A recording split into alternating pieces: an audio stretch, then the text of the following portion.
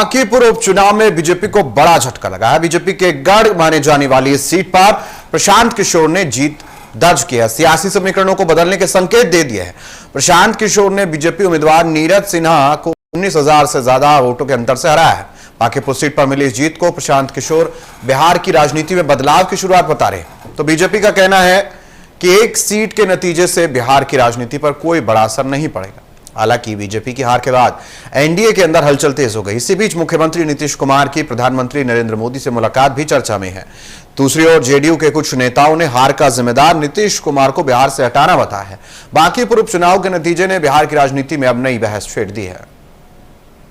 तो बता दें आपको कि बांकीपुर उपचुनाव में प्रशांत किशोर को जनाधार जो मिला है, क्या कुछ है। तो देखिए, प्रशांत किशोर जनसुराज पार्टी से हैं। इनको 64,151 वोट मिली है और नीरज कुमार जो कि भारतीय जनता पार्टी के प्रत्याशी है, उनको यहां 44,827 मिले। कुल मिलाकर वोटों का अंतर अगर हम देखें तो लगभग 19,300 के करीब है। ये अंतर जो है दोनों प्रत्याशियों में। उम्मीदवार उतरे हैं 238 और जमानत 236 की जब्त हुई है। कुल मिलाकर देखिए तो दो ही प्रत्याशी रहे जो मैदान में रहे, वो प्रशांत किशोर है और भारतीय जनता पार्टी के प्रत्याशी है। वोट मिले हैं कुल अगर बात करें तो यहां पर बात की जाए 16,77,000 के लगभग ये वोट है और जहां पर पूरे प्रत्याशियों ने अपना अपना जमखम लगाया है। और क्यों हारी है बीजेपी, इस पर चर्चा हो रही है। अति आत्मविश्वास ने बांकीपुर में नाव डुबाई है, ये भी एक बड़ा सवाल है। बीजेपी की अंदरूनी गुटबाजी से भी नुकसान हुआ। यह भी कहा जा रहा है कि पार्टी के अंदर अंदरूनी गुटबाजी थी और उम्मीदवार बदलना भाजपा को भारी पड़ गया, क्योंकि प्रत्याशी जो है पहले थे और उन्होंने अपना नामांकन वापस ले लिया था। दोबारा प्रत्याशी को ऐलान हुआ है। सुशासन की छवि को सम्राट कायम नहीं रख पाए, ये भी आरोप लग रहे हैं। युवाओं की नाराजगी भारी पड़ी है। नीट पेपर लीक मामला पता जा रहा है कि प्रभावी रहा है। विपक्षी राजनीति में खाली जगह का लाभ उठा गए और यहीं पर जो है पार्टी को नुकसान हुआ है। प्रशांत किशोर की जीत के मायने क्या है, तो देखिए बिहार की सियासत में तीसरी शक्ति का उदय हो गया है। प्रशांत किशोर एक तीसरी पार्टी बनकर उभरे हैं, तीसरा चेहरा बनकर उभरे हैं राजनीति के अंदर। गठबंधन की राजनीति में बदलाव हो सकता है। प्रशांत किशोर एक नई चिंगारी माने जा रहे हैं। दोनों प्रमुख गठबंधन को रणनीति बदलनी हो सकती है, क्योंकि प्रशांत किशोर ने यह सीट जीतकर यह दिखा दिया है कि पार्टी का गढ़ नहीं होता, प्रत्याशी का चेहरा कुछ नहीं होता, जनता सब कुछ होती है। और अब बिहार में मुद्दों की राजनीति पर जोर होगा। प्रशांत किशोर ने कल जीतने के बाद कहा था पारंपरिक राजनीतिक व्यवस्था बदल जाएगी, ये कहा जा रहा है। तो साथ ही साथ आपको बता दें, अब पूरे प्रकरण में देखिए बिहार की सियासत में तीसरी शक्ति का उदय हो गया है। चलिए, इसी पर ज्यादा चर्चा करेंगे। मुकेश कुमार हमारे रेजिडेंट एडिटर हमारे साथ जुड़ चुके हैं, उनका रुख करेंगे। मुकेश जी, बड़ा सियासी उलटफेर देखने को मिला है। कल बांकीपुर उपचुनाव हुआ। बांकीपुर उपचुनाव में बीजेपी का गढ़ कही जाने वाली सीट प्रशांत किशोर जीत गए। कुछ समीकरण बदले, कुछ समीकरणों की हार बीजेपी के लिए हुई। आज बीजेपी के अंदर देखें तो मुलाकात हुई है। बीजेपी के तमाम नेता भी जा रहे हैं। तो दूसरी तरफ नीतीश कुमार मिलने पहुंचे प्रधानमंत्री मोदी से। क्या चुनावी हार को लेकर जो है चर्चा हुई है, क्या कुछ इस मुलाकात के मायने माने जाए? देखिए रोहित, यह निश्चित रूप से बीजेपी ने सीट गंवाया है, लेकिन यह एनडीए की हार है और एनडीए का बड़ा हिस्सा है जनता दल यूनाइटेड, जिसके मुखिया है नीतीश कुमार। निसंदेह जब 2025 के चुनाव की बात करें तो उस समय जो चुनाव लड़ा गया बिहार में, तो 2025 से 30 फिर से नीतीश, यही जो है नारा था। और जब गांधी मैदान में जब 202 सीटों को कब्जे में लेकर के एनडीए ने सरकार बनाया था, उस समय गांधी मैदान में देश के तमाम बड़े नेता, यहां तक कि नरेंद्र मोदी, राजनाथ सिंह भी उस शपथ ग्रहण समारोह के हिस्सा थे। और गांधी मैदान में मुख्यमंत्री बनाए गए थे उस समय में नीतीश कुमार। और लेकिन बड़ा परिवर्तन उसी समय हुआ था जब गृह मंत्रालय उनसे छीन करके सम्राट चौधरी के पाले में दे दिया गया था। तो नीतीश कुमार की बड़ी ताकत ये रही है कि 2005 से वे लगातार जो है सीएम की कुर्सी बिहार में संभालते रहे हैं और जो गृह विभाग है वे उन्हीं के पास रहा है। पहली बार 2025 में सम्राट चौधरी को गृह विभाग सौंपा गया। उसी समय बिहार में यह हवा तैयार हो गई थी कि नीतीश कुमार को अब जो है कतरने की कोशिश की जा रही है। और वैसे ही देख लीजिए, अब सरकार बनी है इस बार, तो सम्राट चौधरी को कमान दे दी गई है और नीतीश कुमार राज्यसभा भेजे जा चुके हैं। यानी बिहार पर पूरी तरह से अब पकड़ नीतीश कुमार की नहीं है, यह इसी की वानगी है। मुकेश, इस तो बीच चुनाव के अनंत समय- सिंह का बयान बड़ा चर्चा में रहा। उन्होंने कहा कि नीतीश कुमार को सीएम से हटाया गया, इसी वजह से ये समीकरण हुए और पार्टी हारी, और आगे भी ऐसा ही होगा अगर इसी तरह का फैसला बरकरार रखा। तो कहें कि अब हम एनडीए के अंदर भी एक ये बयान जो है वो चिंगारी उत्पन्न करते हुए नजर आ रहा है।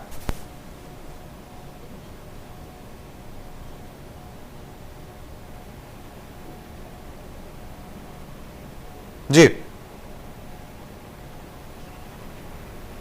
ये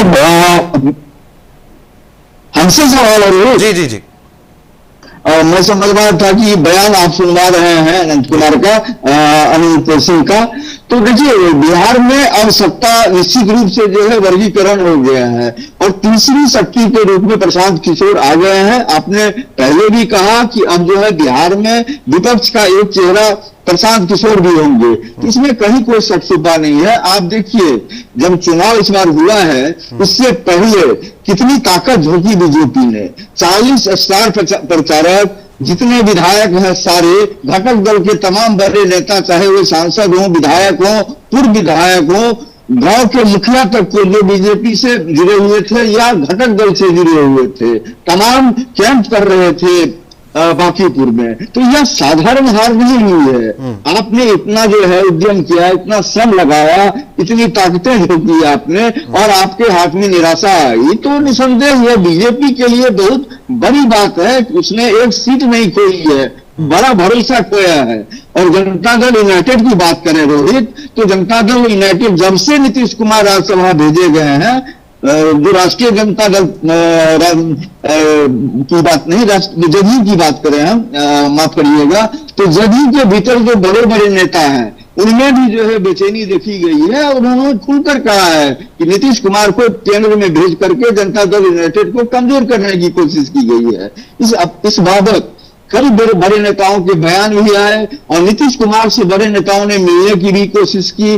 और उन नेताओं का सीधा आरोप था कि संजय झा, जो कार्यकारी राष्ट्रीय अध्यक्ष हैं जनता दल यूनाइटेड के, वे और बड़े नेता ललन सिंह नीतीश कुमार से उन बड़े नेताओं और कार्यकर्ताओं को मिलने नहीं दे रहे हैं जो सच बताना चाह रहे हैं कि बिहार में जनता दल यूनाइटेड के साथ क्या हो रहा है। तो लगातार नीतीश कुमार जो है अब जनता से दूर रखे जा रहे हैं। अगर हम देखें तो प्रशांत किशोर एक ऐसा चेहरा उभर कर आए हैं जो तीसरी पार्टी हम कह सकते हैं बिहार के अंदर, एक उदय हुआ है जनसुराज का, और ये समीकरण बदले जा रहे हैं। और इसके बाद अगर हम देखें तो क्या लगता है कि जो गठबंधन की जो रणनीति है वो भी बदल सकती है, क्योंकि जनसुराज की जीत या प्रशांत किशोर की जीत जो है वो दो सूबे, चाहे वो एनडीए हो या फिर वहां इंडिया गठबंधन की सरकार या कहें कि वो विपक्ष में जो है, उनको ये सीधा चैलेंज है, क्योंकि जनसुराज का पहला ही प्रत्याशी है ये। इससे पहले विधानसभा चुनाव में तो हालांकि उनकी जमानत जब्त हुई, लेकिन इस बार अगर देखें तो ये जीत बहुत कुछ बयां करती है और समीकरण बदल देगी।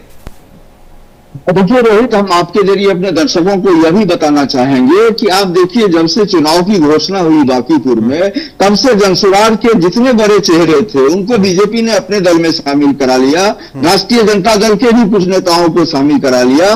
तो यह संदेश भी बड़ा बुरा गया है लोगों के बीच में कि अहंकारी पार्टी है बीजेपी, घमंड है उसके पास, ताकत है उसके पास। ये इसका दूरगामी प्रभाव देखने को मिला हम लोगों को, जो प्रशांत किशोर ने इतने बड़े अंतर से जीत दर्ज की है। तो निसंदेह तीसरी ताकत के रूप में जो है प्रशांत किशोर उभरे हैं। और आप देखिए, राजद ने कितना कुछ गवा दिया है बांकीपुर में, जमानत जब्त हो गई और चुनाव के समय में तेजस्वी यादव विदेश यात्रा पर थे और महज जी चलिए, बहुत बहुत शुक्रिया मुकेश जी आपका तमाम जानकारी के लिए। तो फिलहाल बांकीपुर में भारतीय जनता पार्टी के लिए अब फिलहाल चर्चा का केंद्र यह है कि अब उनको अपने हारे हुए समीकरण सुधारने होंगे। अब क्या प्रतिक्रिया है वो आपको एक बार सुनाते हैं। बांकीपुर की जीत को इस तरीके से देखते हैं कि बिहार की जनता ने भाजपा के नेतृत्व को, एनडीए के नेतृत्व को ये संदेश देने की कोशिश की है कि बिहार में एक बेहतर व्यक्ति को आप मुख्यमंत्री बनाइए और जिन वादों के साथ आप सरकार में आए हैं उन वादों पर फोकस कीजिए। अपराध, अपराधी, इनकाउंटर, हाफ इनकाउंटर, जाति, गमछा देखकर गोली मारने की जो भाषा का इस्तेमाल हो रहा है उस पर रोक लगनी चाहिए, वो बंद होना चाहिए। और बिहार में शिक्षा, रोजगार और पलायन की बात होनी चाहिए। तो बांकीपुर जैसे पहले था वैसे अभी भी है। नवंबर में जब लोगों ने यहाँ पर 51,000 से भाजपा को जिताया था, उसके मुकाबले कोई बांकीपुर की सड़कें तो टूट नहीं गई हैं और बांकीपुर में कोई ऐसा गलत काम तो हुआ नहीं है।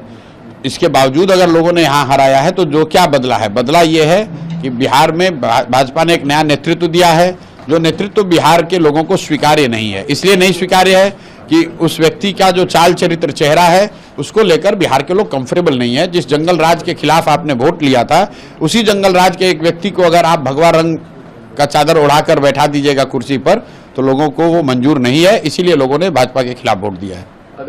परिणाम है उसको हम स्वीकारते हैं, लेकिन इससे किसी को बहुत खुश होने की जरूरत नहीं है। 2009 में एनडीए नीतीश कुमार के नेतृत्व में 17 सीटों पर हम बाई इलेक्शन लड़े थे, 12 सीट हार गए थे और 2010 में 89% स्ट्राइक रेट से बिहार जीता था। इसलिए बहुत लोग खुश ना हो। इसमें नेता कोई नहीं जीतता हारता है, जनता जिसको जितवाता हो जीतता है। नीतीश कुमार के सगरों चर्चा पब्लिक में यह है कि नीतीश कुमार के हम लोग वोट दिए, नीतीश कुमार के बीच में हटा दिया।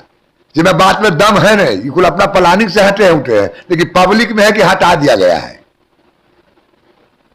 अभी जहां भी इलेक्शन होगा तो हाल ये होगा। पब्लिक का गुस्सा है कि मुख्यमंत्री बनाते हैं केकरा, बना देता है केकरा। पब्लिक नाराज है। हाँ, पब्लिक नाराज है कि हम लोग वोट केकर नाम पर देते हैं और बीच में उनको अपना बदला बदली करता है। अरे नेता जहां मर्जी तहां घूमेंगे, हम लोग को जो ड्यूटी देंगे वो करेंगे। दूसरे किसी को अहंकार में आने की जरूरत नहीं। बाकी पूर्व चुनाव के नतीजे सामयिक होने का हिस्सा है। कभी कभी संयोग जब बनता है तो जिस डाल पे कौवा बैठता है तो डाल टूट जाता है, तो कौवा को अभिमान नहीं करना चाहिए कि डाल मेरे वजन से टूट गया। हम अपने नैतिक कर्तव्य और नैतिक जिम्मेदारी से अलग नहीं हट सकते। कहीं कहाँ हमारी कमी है, कहाँ चूक है, कहाँ हमें बेहतर करना है, जन सरकार जन उद्देश्य पर कहाँ खरा उतरना है, इन सारे सवालों को लेकर करके हम आगे भी बढ़े।